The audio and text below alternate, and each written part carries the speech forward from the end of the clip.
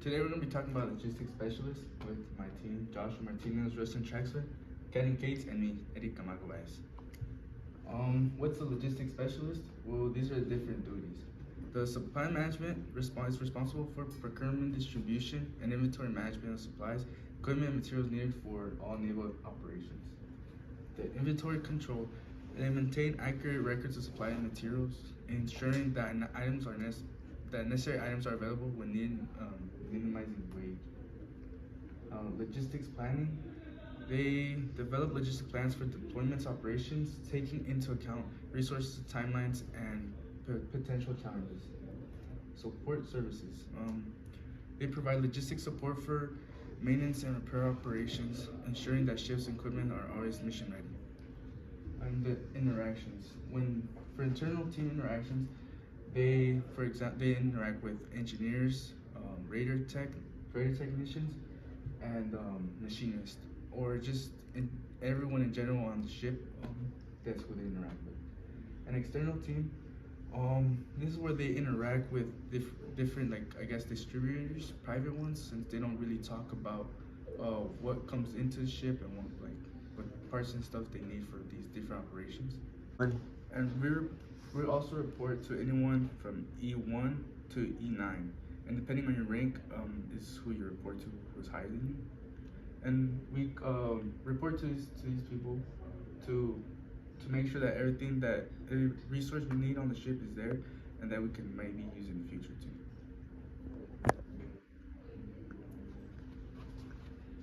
So we're going to talk about the career ladder of a logistics specialist. Usually there's two different rankings when coming into the Navy, and you should usually start off as enlisted, and their backgrounds consist of high school diplomas, with their work usually being supervisors and workers. Along with, now we're going to move to officers, and officers are usually, they have college degrees or a background in ROTC, along with their work is normally focused around CEO and department head jobs. Then we're going to get over to the officer side of the rankings, and usually Navy logistics specialists don't go to the officer rankings simply due to the fact that they can keep their logistics job, but usually when you move up to these rankings, to the officers, you're overseeing all enlisted. That will be E1s all the way through E9s. As we dive deeper into the supply of a Navy logistics specialist, there's going to be 4 requirements. It's going to be, you must be a U.S. citizen or a U.S. resident. Then you have to pass the ASVAB and make it through basic training.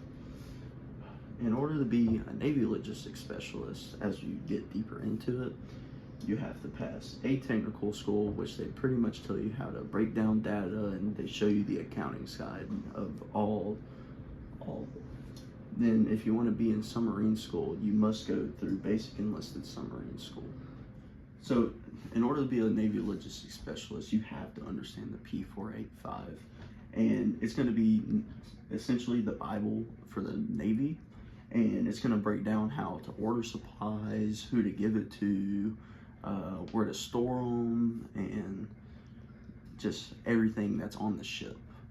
Then 3 main things they're really going to need for a nice fit is really adventurous people, because you're never going to be close to home. Like, one of my buddies is posted in Poland right now, just on a tour, you know, and you're not going to be able to choose where you're going. Usually they're going to want optimistic people, really strong-minded people. They're going to have to keep up with all the books and all the supplies needed, and where they're going and where they're coming from. Then bad fits is usually people with high anxiety, weak stomachs, and just missing family and friends, because you're going to be away from home a lot. 3 skill sets you're really going to need is you're going to be a really good communicator, because you're going to have to call different people on where to buy stuff, where to put it, and all that. Then you really need to be good at customer service too, because really being a logistics specialist is being there for people when they need you. Then obviously you're going to have to be good with data, with all of the stuff you have to buy and store and keep track of, and yeah. Demand of a Navy logistics specialist. Firms that will hire are U.S. Navy and other branches of the military, such as U.S. Army, the Coast Guard, the Air Force, the Marine Corps. Private firms that are involved with the Department of Defense. The value added by the logistics specialist, the worker. Operational efficiency. It kind of, without the proper logistics, you won't be able to have the materials or goods or services that you need to carry out a mission or whatever you need to do. Small jobs, big jobs on a base or wherever you're at. Cost savings. Proper logistics can also help reduce costs of unnecessary things. Unnecessary spending can lead to overstocking, which can lead to storage issues. And that's not something that you can have on a military base, because you need to keep everything nice and tight. Improved efficiency. The improved efficiency, you need a logistics specialist for that, because without that specialist, things won't run as smooth. They kind of keep the inventory straight, organization stuff.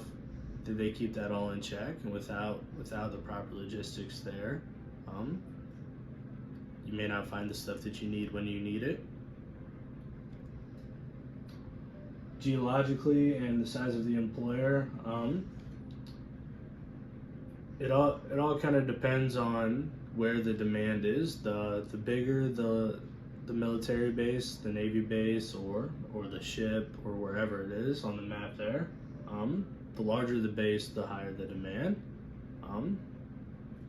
So if you could be sent to one base, and then shortly after you could be sent to another, because that base may be larger, so they need more people, or another base may just simply need another logistics specialist. The bases for the Navy typically remain or reside on the coastlines or in seaports. Other qualified professions that, if you decide to leave the military, decide you're done with that part of your life, there's many professions you can move to. You could be a police force. You could work as a firefighter. Amazon, FedEx, UPS, and other available delivery companies. You can manage warehouses such as Amazon warehouses, FedEx warehouses, or UPS warehouses. Here in Kansas City, we have the GSA, Government Service Administration. I know the guy that we talked to, the alum that we met with, he said that he could go into logistics over at that firm if he decided he wanted to leave the military, be done with that part. You could be an accountant for really any firm that needs you, and you could be financial management assistant. Now on to market trends. So on October 31st, 2024, the Department of Defense stated that they had gone up 12.5% more in 2024, bringing that number from 200,000 to 225,000, making the supply increase. And with this outcome, more recruits, meaning more competition for the Navy logistics specialist job, probably making the Navy do a higher standards and more selective during this process of choosing a role. So my prediction would be they would do additional training requirements to choose and high qualification, and choose the most highly skilled for the logistics specialist for Navy, to make sure they choose the right candidate, and especially with all the amount of people that are coming to try to be a Navy logistics specialist. And if you're wanting to beat that 12.5 this year to become a college to the Navy, signing up would be the first part of the Navy. And if you have a finished degree, you can start off or even work your way into becoming an officer ranking. It would be easier for you to get the job since you already have a degree and you're already skilled in multiple things. And you would also just have to go through the basic training and train in Class A technical school, just like all the other logistics specialists. And everything else we stated in the supply page would also come as well, but you would have a slight edge since you have a degree and have some college education. Here's our citations from the Department of Defense all the way to the logistics specialist career and all the needs they want.